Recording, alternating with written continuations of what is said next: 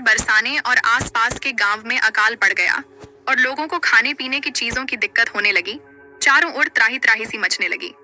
बरसाने में जितने भी साधु संत रहते थे, उन्हें बरसाने और आसपास के गांव से भिक्षा भी मिलना बंद हो गई।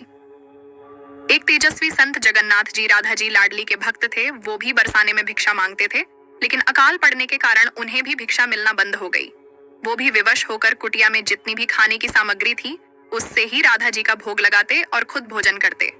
ऐसे करते करते कुछ दिन तो बीत गए, लेकिन अंत में ऐसी परिस्थिति हो गई ना, तो कुटिया में खाने को कुछ रहा न तो कहीं भिक्षा मिल रही थी, और उन्होंने ने बरसाना छोड़ने का मन बना लिया और अपना सामान उठाया, चल दिए। नेत्रों से अश्रु बहाते हुए मन ही मन लाडली जी से कहने लगे, मुझे माफ कर देना लाडली, अब मुझसे सहन नहीं होता।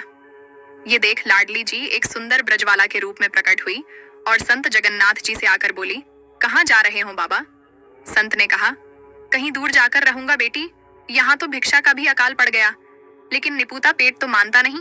ब्रजवाला ने कहा, बाबा हमारे घर क्यों नहीं आते भिक्षा लेने? आपके लिए हर रोज भिक्षा निकाल कर रखती है मेरी मैया। बाबा ने कहा, मुझे क्या पता तेरा घर कहाँ है। बेटी, ब्रजवाला ने कहा, मैं बरसाने के वैद्य श्रीधर की बेटी हूँ और मेरा नाम राधा है। अब आप जाइए और मेरी मैया से कहना, जो आले में भोजन रखा है वो मुझे भिक्षा में दे दे। संत ने कुटिया में सामान रखा और बरसाने को चल दिए, और बाबा ने वैद्य श्रीधर के घर भिक्षा के लिए आवाज लगाई और वैद्य निकल कर आए। बोले, बाबा आज तो भिक्षा में कुछ भी नहीं है। तो बाबा ने उसकी बेटी राधा का जिक्र किया और बोले, आलय में भोजन रखा है। वैद्य आश्चर्य में पड़ गए कि हमारी बेटी राधा को मरे तो कई साल बीत गए, और वैद्य ने आकर आलय में देखा तो अनेक प्रकार के भोजन रखे थे। वैद्य आश्चर्यचकित रह गए और पत्नी बोली, मैंने तो कभी आलय में भोजन रखा ही नहीं, फिर इतना भोजन कहाँ से आया? वैद्य सारी बातें समझ गए। ये कृपा राधा लाडली की है।